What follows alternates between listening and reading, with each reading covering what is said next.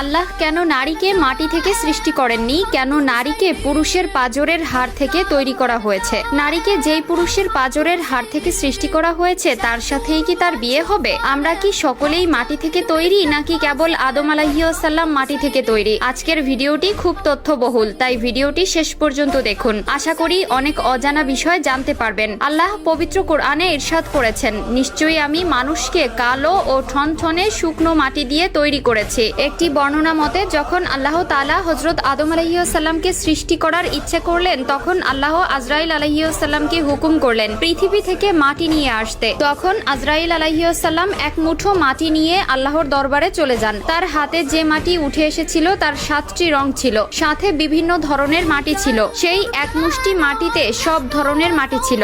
এরপর আদম আলাইহিসসালামকে সৃষ্টি করার পরে তার পাঁজরের হাড় থেকে এক মহিলাকে সৃষ্টি করেন, যিনি হলেন বিবি হাওয়া আলাইহিসসালাম। বিবি হাওয়া দুনিয়াতে আগমনকারী প্রথম নারী ছিলেন। হযরত আবু হুরায়রা রাদিয়াল্লাহু তাআলা আনহু হতে বর্ণিত, মহানবী সাল্লাল্লাহু আলাইহি ওয়াসাল্লাম বলেছেন, যে ব্যক্তি আল্লাহ ও আখিরাতের প্রতি বিশ্বাস রাখে সে যেন তার প্রতিবেশীকে কষ্ট না দেয় এবং নারীর সাথে সৎ ব্যবহার করে। নারীদের সাথে তোমরা খারাপ আচরণ করো না, কেননা নারীদেরকে পুরুষের পাঁজরের বাঁকা হাড় থেকে সৃষ্টি করা হয়েছে। পাঁজরের সবচেয়ে বাঁকা হাড় হচ্ছে উপরের অংশ।